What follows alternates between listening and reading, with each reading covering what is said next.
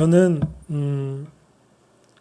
원래 인도네시아에 선교사로 있었습니다. 물론 뭐 과정은 있었는데 지금은 한국에 들어왔고 목회도 잠시 파송교회에서 목회를 잠시 하다가 지금은 계속해서 제가 하던 사역을 그쪽에 현지 목회자들이 있어서 그분들과 함께 연락을 하면서 계속해서 사역을 이어가고 있는 중에 있습니다. 뭐 제 사역을 이렇게 뭐 소개해도 되는데 몇 주 전에 우리 조정현 목사님과 좀 교제를 하던 중에 조정현 목사님께서 미셔널 처치라는 말씀을 하셨어요. 그래서 미셔널 처치에 대해서 저도 아직 잘 모르는 것이고 물론 늘 관심을 가지고 교회가 그 방향으로 나아가야 한다라고 믿고 있거든요. 근데 이 미셔널 처치에 대해서 고민을 하면서 이 교회가 어떤 모습이 되어야 되는가를 여러분들과 함께 좀 이렇게 함께 생각해보고 나누었으면 좋겠다 생각이 돼서 오늘 말씀으로 정했습니다. 바른교회 저는 처음에 여기 올 때 바른교회는 야 정말 이런 이름의 교회도 있구나 했거든요. 처음에 우리 물론 예전에 알고 있었죠. 처음에 개척하셨을 때 소식도 듣고 해서 바른교회 이제 이런 이름도 있구나 정말 좋다 했는데 제가 여기 올 때 처음에 바른교회 검색하고 다른 교회를 갔어요. 설마 바른교회가 한국에 이쪽 근처에 또 있을 거라고 생각도 못 했거든요. 그래서 다른 데 갔다가 그러니까 요즘 교회들이 정말 바르고 싶구나. 늘 교회 관심이 누구나 다 있지만 저도 참 교회에 관심 많거든요. 또 감사하게도 또 여러 교회들을 볼 수 있는 기회도 저한테 주어졌었고 선교지에 있는 제가 있었던 그곳에서도 교회들이 있는데 그 현지 그런 교회들 그리고 또 제가 한동안 사역했었던 또 호주에 있는 또 한인 교회들 또 사역하다 보니까 호주인들의 교회의 모습 이런 모든 교회의 모습을 보면서 굉장히 이렇게 교회에 대한 관심이 점점 많아지고 동시에 물론 걱정도 되죠. 교회가 현재 위기 뭐 이런 얘기도 하잖아요. 어떤 교회는 막 성장하고 있고 이런 교회는 위기 전혀 모르죠. 근데 전체 교회를 보았을 때는 우리 한국 교회도 상당한 위기 가운데 있는 그런 상황이기 때문에 한번 우리가 그래서 더더욱 우리 조정현 목사님께서 미셔널 처치, 이 선교적 교회 이렇게 말씀하셨을 때 이 선교적 교회라고 하는 말이 그냥 생긴 게 아니라 이 쇠락되어 가는 이 교회를 어떻게 할까라고 하는 정말 굳이 말한다면 처절한 몸부림 속에서 나온 하나의 해결책, 뭐 유일하다 이렇게 말할 수는 없을 겁니다만은 이렇게 교회가 쇠락해져 가는 이 상황 속에서 어떻게 교회를 살릴까라고 하는 해결 방안으로 나온 것이 선교적 교회입니다. 그냥 단순히 이거 안 되니까 이렇게 해보자라는 것이 아니라 정말 하나님께서 이 땅에 교회를 보내셨을 때 교회의 모습은 어떠해야 하는가 그것이 가장 올바른 건강한 교회의 모습 아니겠는가? 이런 관점에서 다시 한번 성경으로 돌아가서 온전한 교회의 모습으로 회복해보자. 이런 것이 하나의 선교적 교회이거든요. 바라기는 저는 이 바른 교회도 그런 좀 진정한 살아있는 교회의 모습으로 좀 나아갈 수 있기를 정말 바라요. 근데 여러분 어려워요. 이거 되게 어렵습니다. 우리에게 익숙한 게 있거든요. 되게 익숙한 게 있어서 저렇게 하면은 저건 아니지. 어떻게 교회가 그렇게 할 수가 있어? 이런 반응들이 나오잖아요. 하다못해 조금만 더 전통적인 교회는 이 강단에 올라오는데 가운 없이 올라와? 이거 안 되거든요. 대부분 교회는 이렇게 편안하게 올라오지만 어떤 교회는 이게 가운 없으면 절대 못 올라가거든요. 제가 목회했었던 교회는 우리 권사님들이 여기 청소하시잖아요. 연락이 와요. 올라가도 될까요? 그러셔요. 그러면 올라와서 기도하고 그리고 여기를 닦습니다. 여기는 뭐예요? 강단이 아니에요. 제단이에요. 제단. 그리고 교회는 뭐예요? 성전이에요. 성경은 그렇게 성전은 네가 성전이다 그러는데도 우리는 아니에요. 여기가 성전이에요. 자꾸만 그러는 거예요. 이게 바뀌지가 않는 거예요. 그렇게 해서 이거 이제 성전은 끝났는데 그렇게 얘기해도 교회는 끊임없이 아니에요. 여기가 성전이야. 성전 가서 뭐 해야지. 성전 가서 뭘 해야지. 자꾸만 이렇게 우리에게 주어진 것을 깨뜨리는 것이 굉장히 어렵습니다. 우리 젊은 세대가 나이가 좀 있는 분들이 어떤 그런 고리타분해 보이는 것들이 그분들로서는 깨지기 어렵잖아요. 본인들도 있어요. 본인들에게도 절대 깨지지 않는 것들이 있거든요. 누구나 다 그런 것이 있기 때문에 교회도 그런 것이 있습니다. 그런데 미셔널 처치, 선교적 교회는 체질을 완전히 바꿔야 되는 거예요. 잠시 후에 마지막에 다시 한번 이 부분에 대해서 말씀을 드리겠지만 바라기는 우리 바른교회가 굉장히 유연한 교회가 되었으면 좋겠습니다.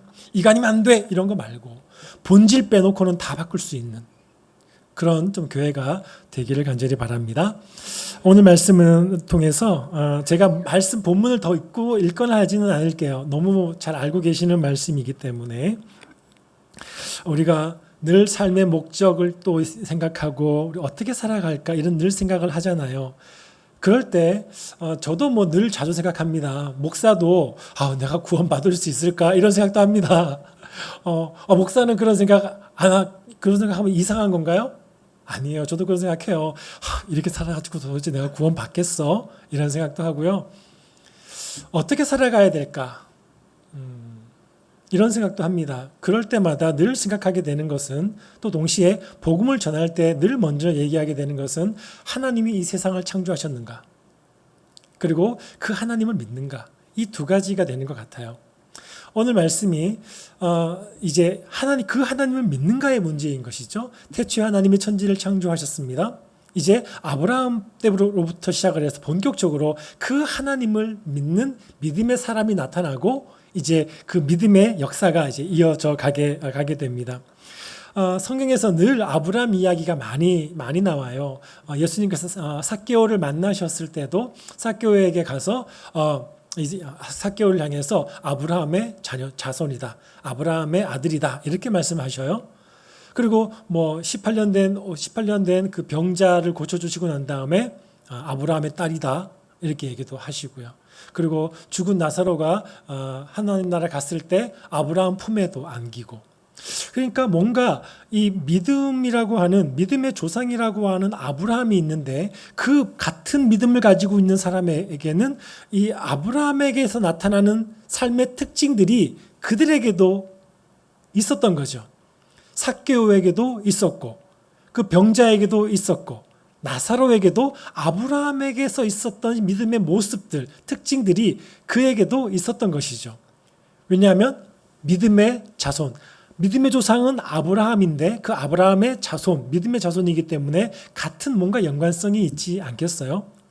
이 생각을 하고 어젯밤에 있는데 그냥 제 둘째 아들이 있어요.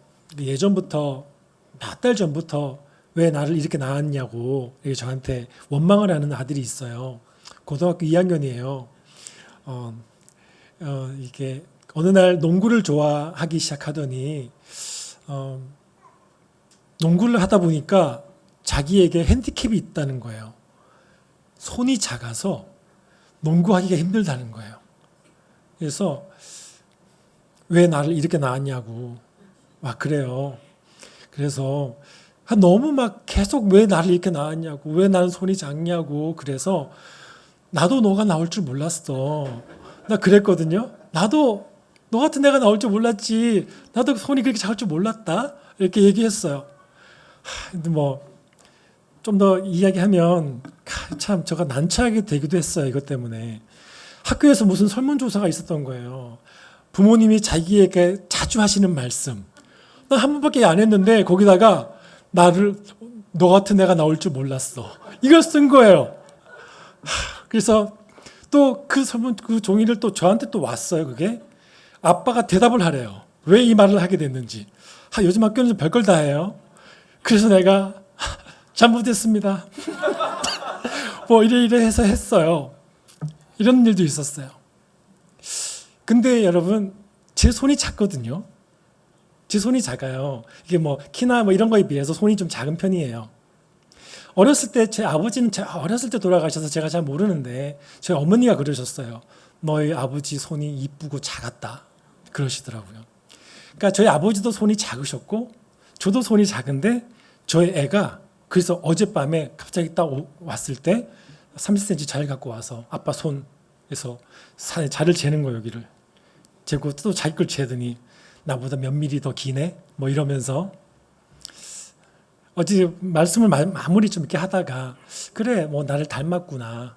닮은 거죠 뭐. 그냥 이게 이어졌어요. 저는 그냥 뭔가 나의 자녀면 나와 닮은 것이 뭔가 있을 거 아니에요. 아브라함의 자손이면 아브라함과 뭔가 연관된 뭔가가 있을 거 아니에요. 하나도 없어 이럴 수는 없잖아요. 그러면 아브라함의 삶에 있었던 특징들은 뭘까? 이렇게 한번 생각해 볼 수도 있잖아요. 아브라함의 삶을 모습을 한번 우리가 생각을 해보면 그렇겠죠. 아브라함이 살았던 곳은 이제 일단 먼저 아브라함이 살았던 곳 생각해 보면 메소포타미아 문명이 발생한 지역이에요.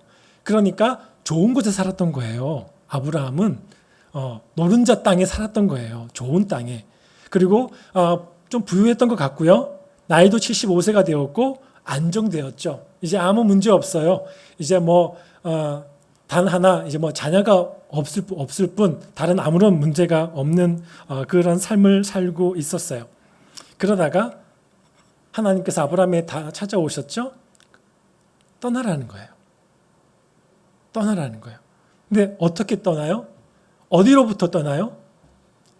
그냥 거기 사는데 떠나면 거기서 떠나 이래도 되는데 굳이 고향에서 떠나고 친척에서 떠나고 아버지 집에서 떠나고 뭐 같은 말 아니에요?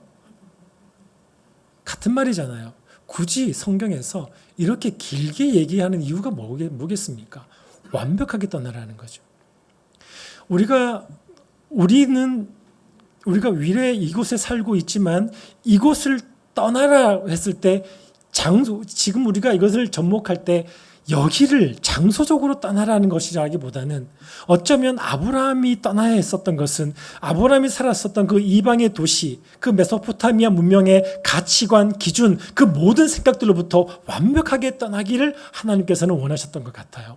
그래서 완벽하게 떠나기 위해서 그 세 가지를 굳이 나누어서 우리 주님께서는 아브라함에게 말씀하셨어요. 완벽하게 떠나라. 이렇게 말씀하신 것이죠.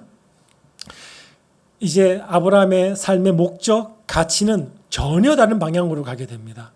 거길 떠났기 때문에 그곳 방식으로는 살 수가 없는 거예요. 그 당시는 이곳과 저곳이 뭐 연락이 되겠습니까? 어떤 곳인지도 알지도 못하잖아요. 전혀 다른 목적, 전혀 다른 삶을 살아가게 되는 거죠.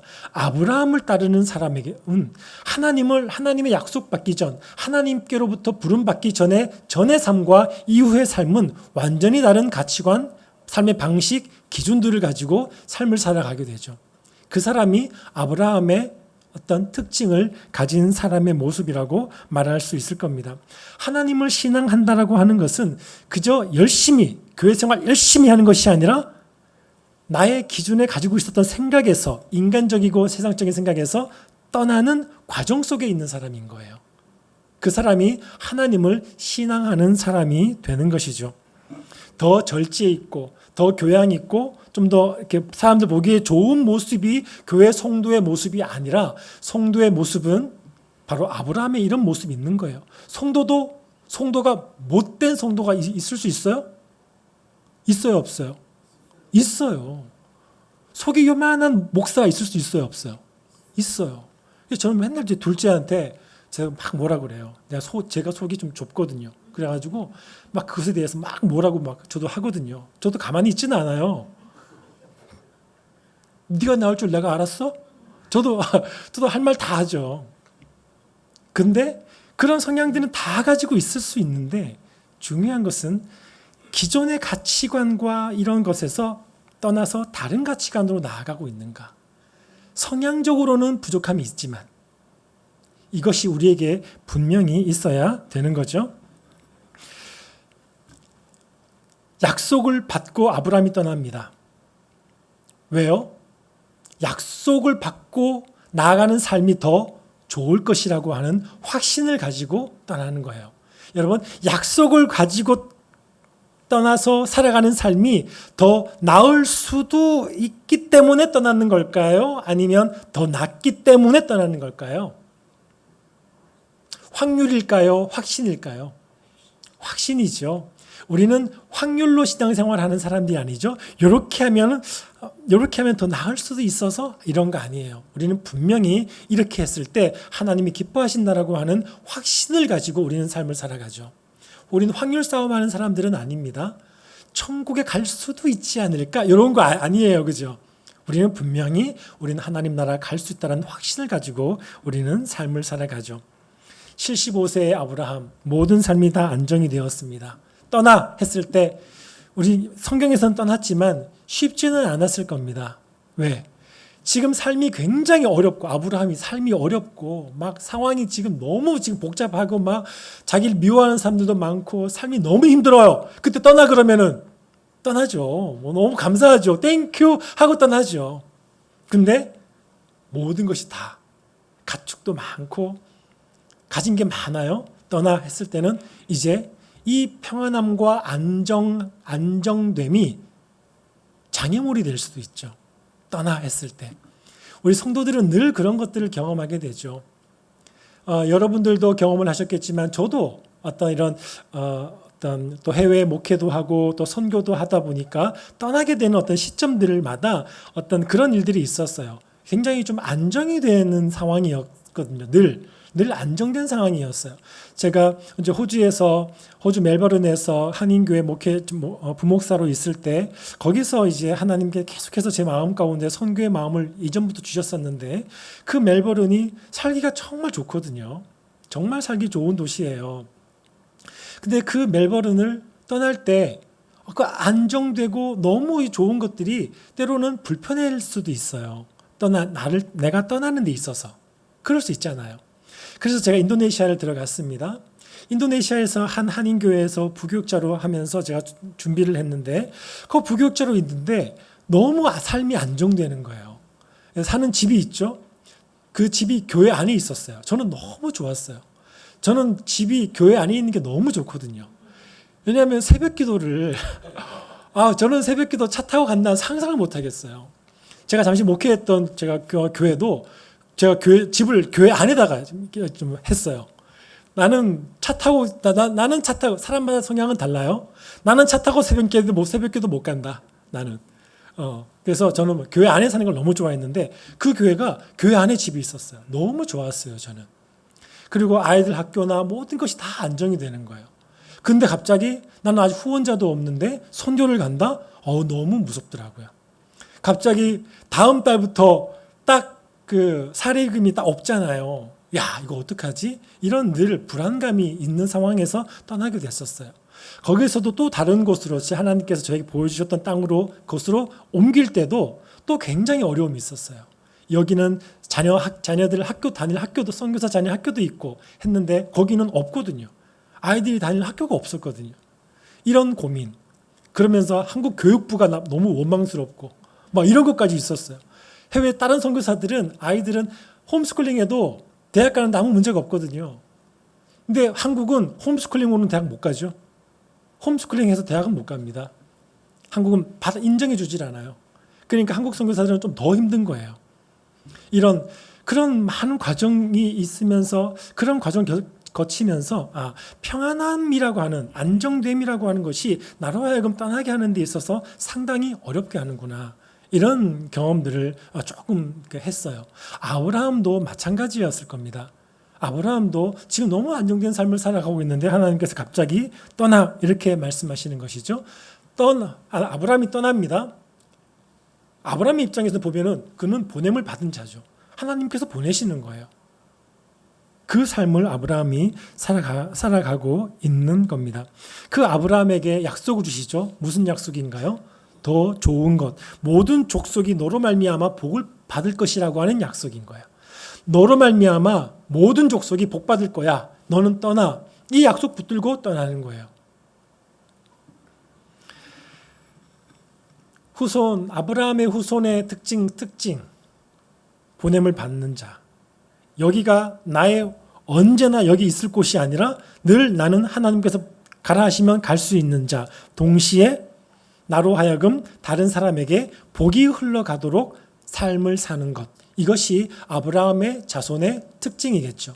그래서 우리 성도는 늘 흘려보내는 거죠. 흘려보내는 거죠.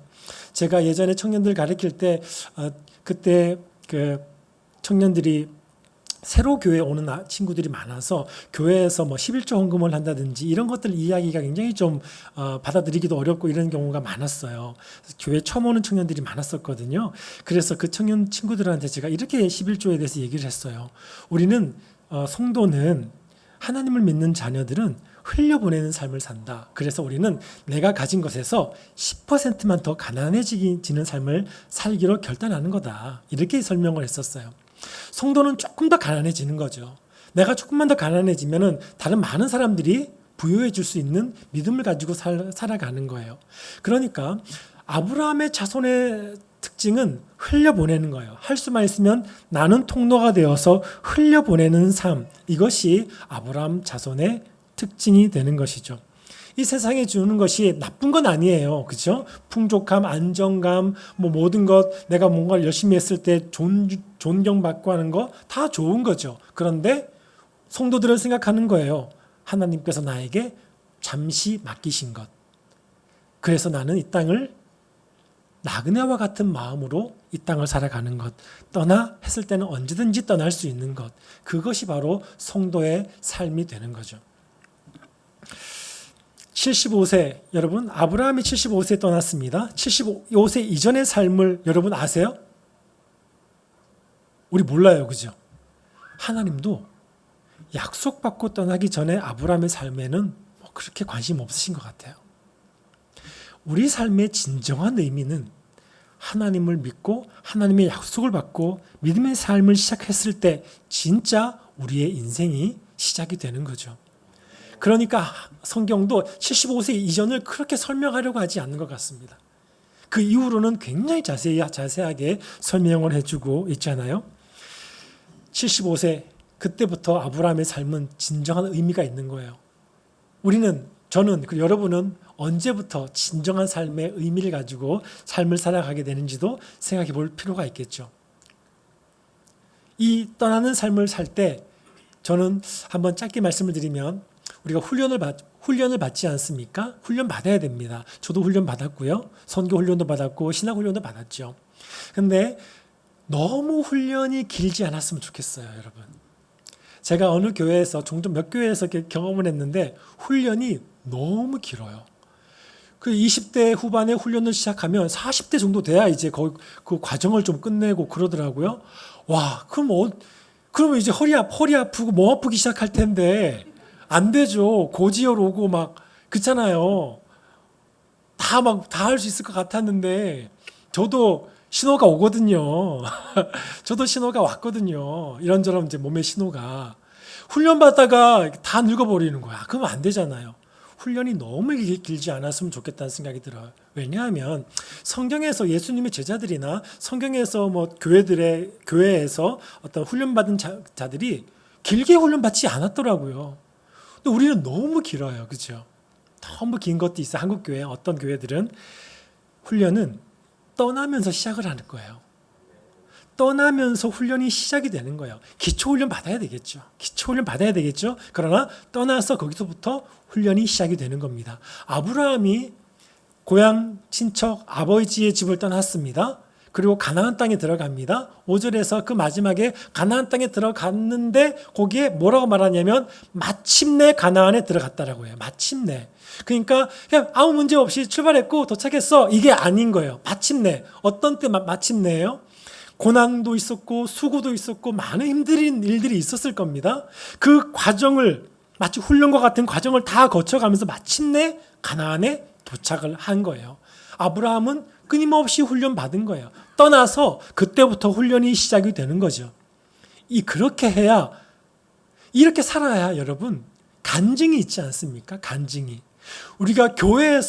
만약에 우리가 교회에서만 너무 행복해. 우리가 예배드리고 찬양하고 다 했어. 성경 공부하고 교제하고 모든 걸 다 교회에서만 다 했어. 간증이 있을까요? 간증이라고 하는 것은 교회를 떠나서 세상 속에서 어떤 삶을 살아가면서 거기서 쓰러지고 넘어지고 실패하고 기도했는데도 안 되고 막 미움도 받고 그런 과정 속에 교회 오면 뭘 해요? 간증을 하는 거죠. 그럼에도 불구하고 하나님께서 나를 여기까지 이렇게 인도해 주셨어. 간증이 있는 거잖아요. 떠나고 난 다음부터 진짜의 삶이 있는 거죠.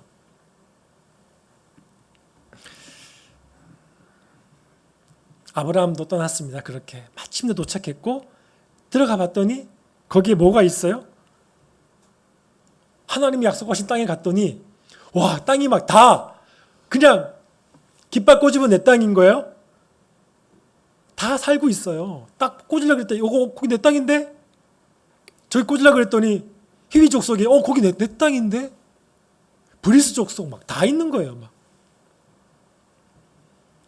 하나님 땅이라고 해서 약속의 땅이라고 해서 갔더니 거기도 여전히 다 사람들이 살고 있었어요. 그 가운데에서 아브라함도 고민도 했겠죠. 오늘 말씀 우리가 9절까지 읽었는데 10절의 첫 시작은 이렇게 시작됩니다. 그 땅에 기근이 들었더라. 약속의 땅에 기근이 들면 돼야 안 돼요? 돼야 안 돼요? 안 되는데 근데 기근이 있어요. 하나님이 약속해 주셨으면 좀 문제 없어야 되는데 바른교회는 누가 세웠어요? 조정기 목사님이 세웠어요? 하나님이 세우셨죠. 하나님이 세우신 바른교회는 아무 문제가 없었더라. 그래요? 모든 교회는 문제가 있죠. 하나님이 세우셨어도 문제가 있고요. 하나님이 약속하신 땅에도 여전히 기근은 있어요.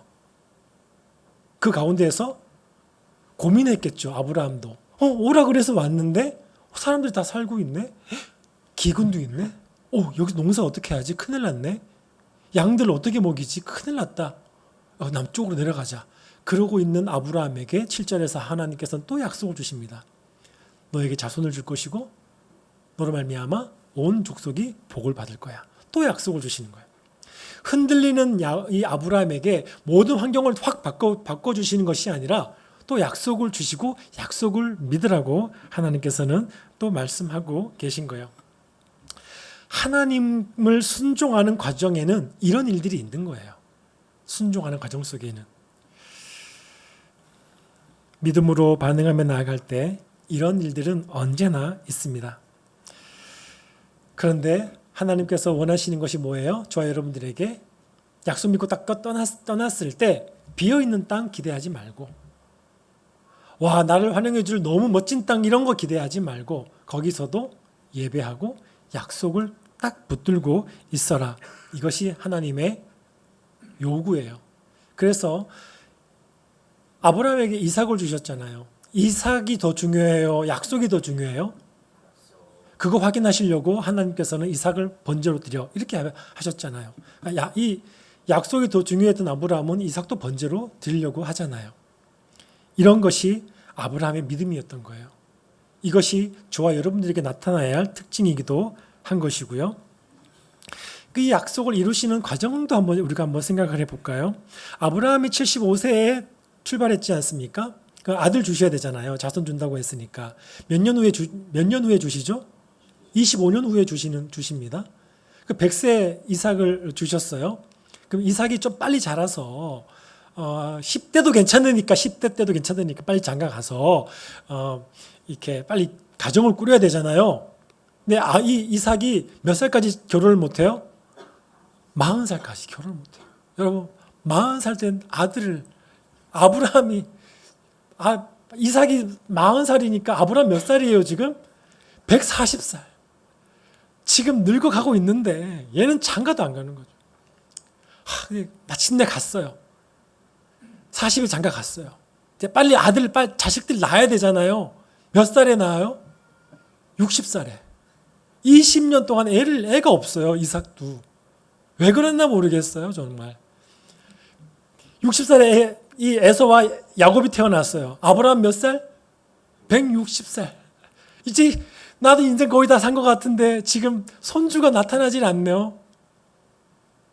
이 야곱도 세상을 막 허송세월 보내지 않아요? 거짓말 쳐가지고 도망다니고 또 여자 좀 얻어보겠다고 수십 년 노예처럼 일하고 그러다가 나이 130살에 이집트 들어가고 수백 년 그 민족의 노예 생활하고. 여러분, 이 모든 과정이 뭐 같아요? 하나님의 약속이 우리가 생각한 대로 이루어지진 않아요. 때로는 너무 더디죠. 어떻게 이렇게 더 천천히 하나님 이렇게 좀 빨리 주님 이렇게 하고 싶은데 하나님은 천천히 이렇게 이루어 가시는 거예요. 이삭을 주셨어요. 이삭에게도 또 하나님 뭐 하세요? 약속 주시는 거예요. 블레셋 왕 아비멜렉에 갔을 때 이삭에게 너로 말미암아 모든 족속이 복 얻을 거야. 야곱이 형 에서를 피해서 도망가다가 베델에서 잠을 자고 있을 때 주님 나타나셔서 너로 말미암아 모든 족속이 복을 받을 거야. 이렇게 말씀하세요. 굉장히 더디 이루어지는 것 같죠? 그러나 이들은 그들의 특징은 그 약속을 끝까지 붙드는 거예요. 저에게도 약속을 주셨고요. 바른 교회에 그리고 여러분에게도 하나님께서는 약속을 주십니다. 그 약속을 붙들고 어떻게 살아가는가 이것이 우리에게 굉장히 중요하죠. 교회에도 약속을 주십니다. 끊임없이 그 약속 붙들고 떠나는 거예요. 여러분 안디옥 교회를 기억하시죠? 예수님께서 말씀하셨습니다. 이제 사도행전에서 아버지의 약속이 있기 전까지 예루살렘 떠나지 마. 너희도 아무데도 가지 마. 이렇게 말씀하시죠. 그 약속이 주어지면 그때가 그 예루살렘을 떠나서 유대를 떠나서 사마리아로, 사마리아를 떠나서 땅끝까지, 그 사마리아를 떠나서 그래서 안디옥까지 교회가 생겼어요. 그 안디옥 교회가 목회했던 분이 바나바. 그 바나바가 목회하다가 도움이 필요하니까 바울을 불렀죠. 그 바울을 불러서 바울이 와서 한 1년 사역을 했습니다. 1년 사역을 했는데 그 안디옥 교회가 세워진 지가 얼마 되지도 않았는데 그 교회는 가만히 있는 교회가 아니었습니다. 하나님의 약속을 또 주시죠. 바나바와 바울을 따로 세워서 선교사를 보내. 첫 선교사죠. 역사상 첫 선교사입니다. 그 보냈을 때 그 안디옥 교회가 어떻게 됐을까요? 괜찮았어요? 바른 교회가 조정규 목사님을 선교사를 보내면 괜찮겠죠? 흔들리나요? 괜찮나요? 어떤 교회가 되어야 돼요? 괜찮은 교회가 되어야 돼요. 괜찮은 교회가. 왜? 교회는 늘 떠나는 거예요. 늘 떠나는 거예요. 아까 제가 말씀을 드렸잖아요. 미셔널 처치, 선교적 교회는 교회가 목적이 아니에요. 교회는 그냥 수단이에요. 과정일 뿐이에요. 이게 굉장히 중요한 거예요. 안디옥 교회가 바나바와 바울을 통해서 목회하고 있었으면 얼마나 좋았어요. 하나님은 또 보내시잖아요. 그들을 보내서 그곳에 또다시 이 안디옥 교회가 움직이게 하시잖아요. 선교적 교회가 되게 하시잖아요. 그러니까 선교를 단순히 열심히 한다가 아니에요. 선교적 교회는 선교 열심히 하는 교회 아니에요. 이거 좀 개념이 달라요. 교회는 목적지가 아니라 그냥 과정일 뿐인 거예요. 선교로 나아가는 과정 속에 여기에 교회가 세워진 거예요. 바른 교회가 하나님의 크신 하나님 나라 확장 과정 속에 여기에 잠시 바른 교회가 세워졌고 바른 교회를 통해서 또다시 선교가 이루어지고 또다시 교회가 생길 것이고 또다시 하나님 나라가 확장이 될 것이고 이런 교회가 되어야 교회는 건강한 교회예요. 안디옥 교회는 건강한 교회였던 거예요. 그래서 바울이 선교 다 하고 와서 또 보고하고 할 때 안디옥 교회는 굉장히 기쁨이 넘치잖아요. 문제는 그러한 선교적 교회가 되지 않았을 때 늘 교회는 문제가 되고 교회가 어려움을 경험하게 돼요.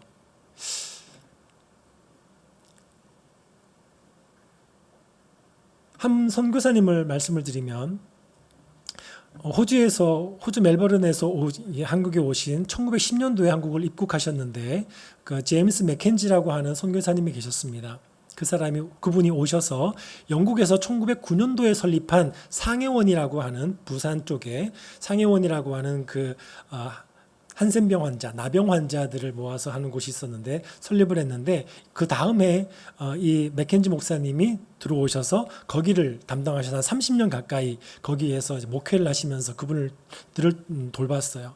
굉장히 그분을 향해서 그런 얘기를 해요. 뭐 많은 선교사님, 대부분의 선교사님들이 마찬가지지만 조선인보다 조선을 더 사랑한 그분이 딸들이 있었어요. 딸들을 거기서 학교 공부를 하고 대학을 호주 멜버른에 가서 하나이는 의사, 한 자녀는 간호사가 돼서 1952년도 우리 이 전쟁통에 들어와서 병원을 설립을 해요. 부산의 일신 부인병원이라고, 지금 일신 기독병원입니다. 그 병원을 해서 뭐 그 두 딸이 또 사역을 해 가다가 모든 것을 한국인들에게 다 주고 가방 하나 들고 돌아간 걸로 유명해요. 선교라고 하는 것은 끊임없이 그렇게 떠나서 흘려보내는 삶을 살아요. 이 이야기와 함께 여러분, 미셔널 처치라고 했을 때 미셔널 처치는 늘 흘려보내는, 보냄받은 교회거든요. 교회가 정착지가 아니라 목적지가 아니라 한 과정으로서 보는 거예요. 여러분, 그런데 이 미셔널 처치 이렇게 우리가 얘기를 했을 때 교회가 하나님의 선교의 수단이라고 했을 때 교회들은 불편해하는 거예요. 교회는 하나님 나라 확장의 하나의 수단에 불과해 라고 했을 때 사람들은 불편해해요. 교회는 주님의 몸인데 어떻게 이것이 수단이야, 이렇게 생각을 하는 것이죠. 그러나 선교적 교회는 어떤 역사 교회 성경에서도 그 교회들은 다 선교에 나아가는 과정 속에서 생긴 교회들이고, 그 교회들의 목적은 전부 다 선교를 위해서, 하나님의 확장을 위해서 사용되어지는 교회들인 거예요. 이것을 딱 내려놓았을 때 어떤 일이 생기는가? 그래서 레슬리 뉴비긴이라고 하는 선교학자가 있었습니다. 이분도 한 40년 가까이 인도에서 선교하셨던 영국 학자였는데 목사님이셨고, 이분이 선교를 다 마치고 영국을 돌아갔더니 영국은 교회들이 완전히 나라에서 변두리로 가 있는 거예요. 아무런 나라에 영향력도 행사할 수 없고, 성도들도 교회에 나오지도 않고, 교회들은 문을 닫고 있는 40년 동안 영국 교회가 너무 많이 변해버린 거예요. 이것을 가지고 이분이 고민을 하기 시작하면 무엇이 문제일까? 저들의 파송으로 나는 지금 선교를 하다가 돌아왔는데 이 영국 교회는 문을 닫고 있는 상황인 거잖아요. 그때 고민을 하면서 교회가 어떤 모습으로 가야 되는가를 고민하기 시작하면서 미셔널 처치라고 하는 개념이 나오는 거예요. 교회가 목적지라고 생각을 해서 무조건 교회에 모여서 교회에서 이것저것 다 하다 보니까 성도들이 뭔가 아브라함에게 있었던 특징과 같은 끊임없이 떠나고 끊임없이 뭔가를 흘려보내는 삶을 살지 않다 보니까 교회는 이 내부에서 부패도 하고 쇠락도 해가는 교회를 바라보면서 이 대안으로서 선교적 교회를 말하는 거예요.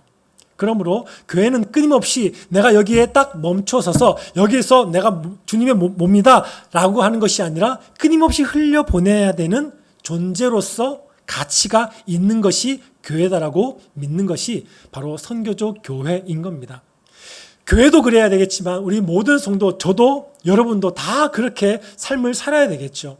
그래야 우리가 떠나봐야, 흘려보내봐야 거기서 무슨 말씀드렸던 간증이 나오지 않겠습니까? 우리가 성경에서 바울이 그 얘기했던 무명한 자 같은데 유명한 자다, 이런 간증이 어떻게 나올 수가 있겠어요? 그죠?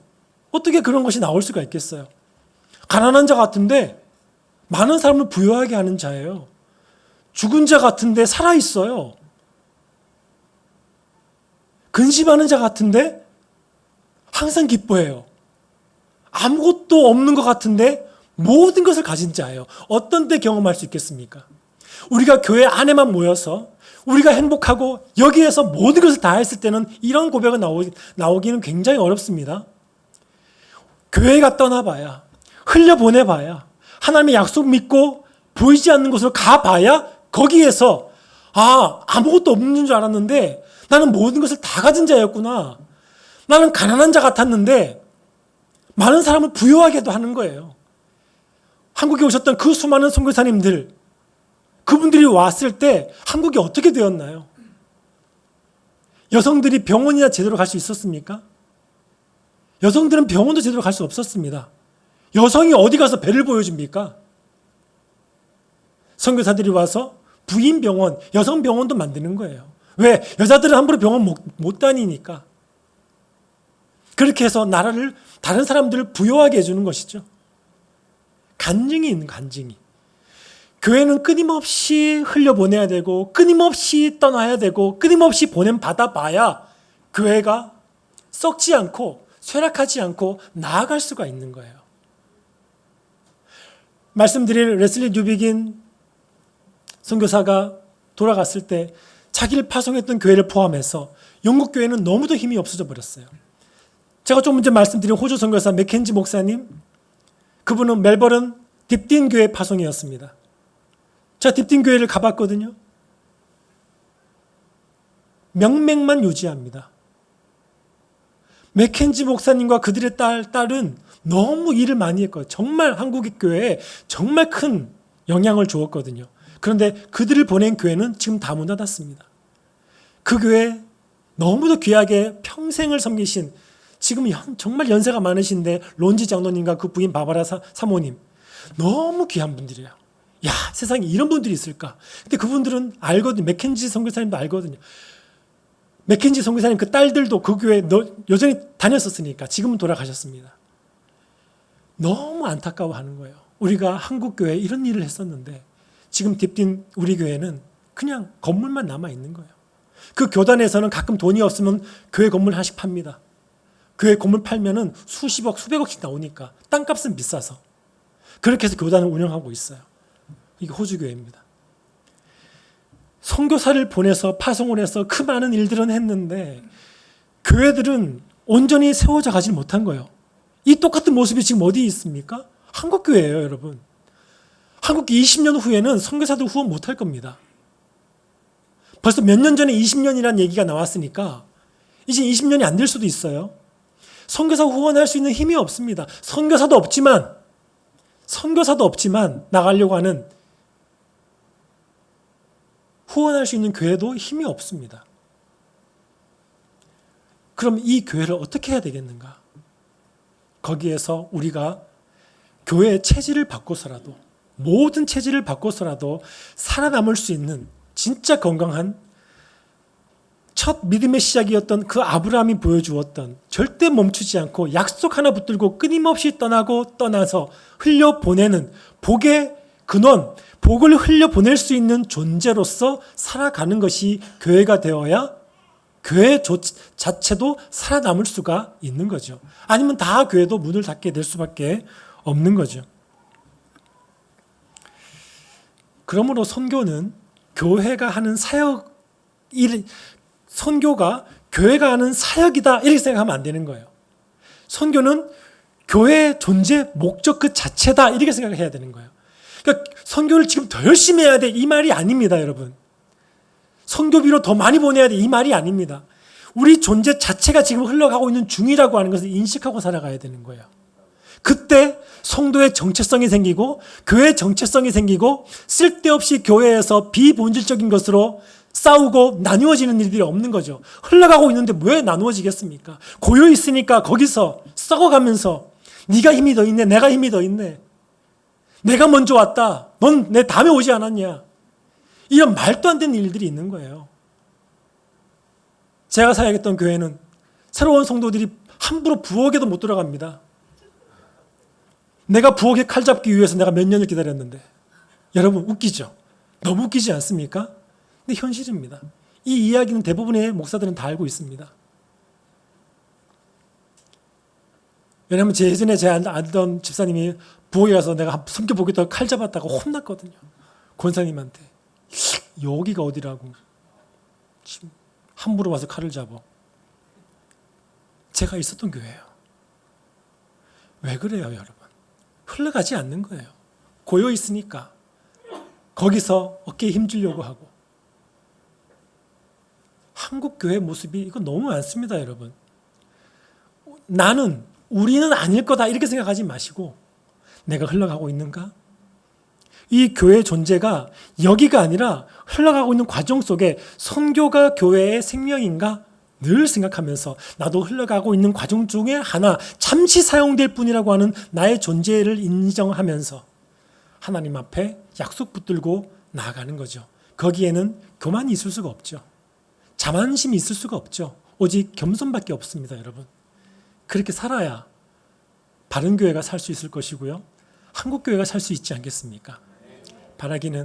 정말 바라기는 제가 조정인 목사님 굉장히 좋아합니다. 그분의 리더십을 되게 좋아했어요. 정말 대학 때 그분이 어떤 학교 행사를 할 때 리더십을 보면서 제가 열심히 도왔던 적이 있었거든요. 저는 그렇게 못하거든요. 이분의 리더십이 되게 있었어요. 보면서 이게 조정인 목사님과 함께 이 바른교회가 여러분 정말 좀 그런 멋진 교회로 정말 흘러가고 있는 그런 교회로 세워지기를 간절히 바랍니다.